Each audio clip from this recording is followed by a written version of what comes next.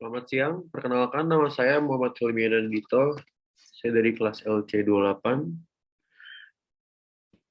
Hari ini saya akan menjelaskan eh, tokoh yang menurut saya inspiratif, yaitu Steve Jobs.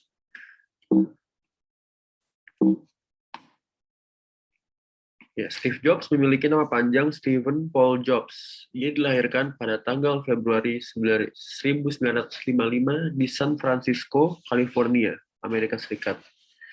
Ia bernama Steve Wozniak. Ia bersama Steve Wozniak mengembangkan perusahaan Apple Computer. Ia juga telah sukses mempopulerkan sebuah konsep komputer untuk rumah tangga dengan produk bernama Apple II. Ia merupakan sosok inspiratif bagi siapa saja yang mau mendirikan perusahaan dan memiliki keyakinan serta tekad yang kuat untuk menggapai cita-citanya. Berikut perjalanan karir Steve Jobs yang akan saya rangkum. Tidak hanya tertarik di dalam dunia sains dan teknologi, Jobs juga sempat mendalami sastra, Shakespeare, dan Dylan Thomas menemani masa mudanya sembari menimba ilmu mengenai elektronik. Di sekolah tinggi ini, Jobs bertemu dengan Steve Wozniak, yang mana nanti akan menjadi rekannya merintis perusahaan Apple sejak awal. Jobs sempat berkuliah di Red College, namun hanya bertahan 1 semester. Ia memutuskan untuk keluar karena tidak ingin membebani orang tuanya dengan biaya kuliah. Memperdalam ilmu spiritual dan meditasi dengan pergi ke India menjadi pilihan Jobs selanjutnya.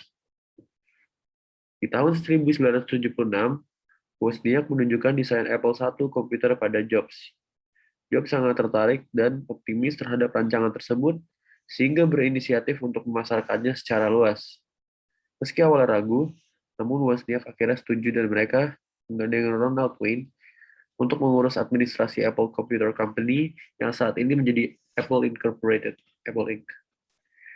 Namun tidak hanya sampai situ, ketika berjalannya dengan Wozniak, Jobs sendiri dipecat oleh perusahaan tersendiri. Pada tahun 1983, Jobs meminta John Sculley untuk menjadi CEO Apple dan meninggalkan Pepsi Cola. Namun dalam perjalanan bisnisnya, Jobs dan Sculley memiliki pandangan yang berbeda tentang cara memajukan perusahaan. Tidak hanya dari kedua belah pihak, banyak juga karyawan yang pergi termasuk Wozniak karena mereka menganggap perusahaan sudah salah arah. Hingga akhirnya komputer Macintosh yang diunggulkan oleh Jobs mengalami kekalahan dalam daya saing.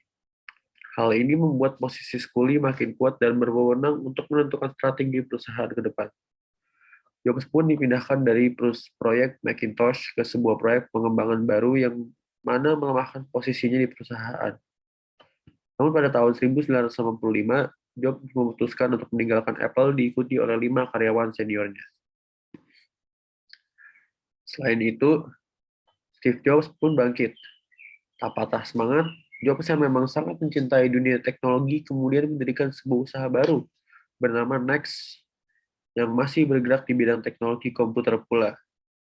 Jobs pun pernah menjadi seorang produser dalam sebuah perusahaan yang kini namanya menjadi Pixar. Ia menjalani kerja sama dengan Disney dan mengeluarkan film perdananya berjudul Toy Story di tahun 1995.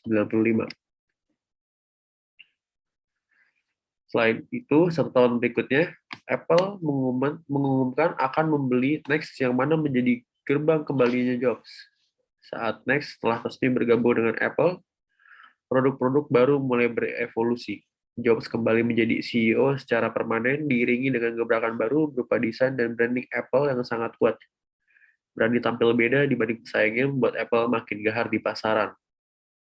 Perusahaan Apple semakin berkembang dengan dikeluarkannya berbagai produk unggulan seperti iPod, iTunes, iPhone, Mac, dan masih banyak lagi. Tentu kita mungkin tahu, kita mungkin memilikinya salah satu. Apple menjadi sebuah brand yang diminati di era sekarang dikarenakan memiliki ciri khas serta menawarkan berbagai kemudahan dan kemewahan secara bersamaan. Berikut detik-detik kesuksesannya yang akan saya rangkum juga. Di balik kesuksesannya, Jobs dapat kita rasakan sampai saat ini. Jobs dikenal sebagai seorang yang mudah egois, memiliki kata-kata yang menusuk. Hal tersebut didasari oleh sifat perfeksionisnya, sehingga mendorong lingkungan sekitarnya ikut mengembangkan terus mengejar kesempurnaan. Kesuksesan keduanya, jarang Jobs langsung mengorbankan sanksi kepada karyawan yang tidak mengikuti kerjaannya atau tidak memberikan hasil yang memuaskan. Namun tidak semua orang menganggap itu adalah Jobs adalah orang kejam. Orang-orang terpilih yang benar-benar mau dan mampu untuk berkembang bersamanya akan tetap berada di sekeliling Jobs dan menghadirkan produk-produk yang luar biasa yang kita bisa rasakan saat ini. Ya, berikut motivasi yang dapat saya ambil dari kisah kesuksesan seorang Steve Jobs. Menurut saya, kegigihan serta kesuksesan Steve Jobs tidak luput dari perjuangannya yang sangat keras. Beliau jatuh bangun membangun perusahaan, seperti misalnya kita lihat tadi, beliau dipecat, beliau membuat perusahaan lagi, dan beliau tetap gigih dengan kegigihannya dalam dunia teknologi. Dalam membuat suatu perusahaan, kita menjadikan motivasi bagi kita semua. Nah, berikut kekurangan yang saya rasa saya miliki. Saya tuh kurang percaya diri apabila sudah mengalami kegagalan. Selain itu, saya pun juga kurang percaya diri dalam menghadapi suatu masalah. Mungkin dengan adanya contoh dari kisah kesuksesan Steve Jobs, saya dapat mengambil hal-hal yang positifnya agar membantu dalam mengatasi kekurangan yang saya miliki. Sekian presentasi dari saya. Terima kasih. Wassalam.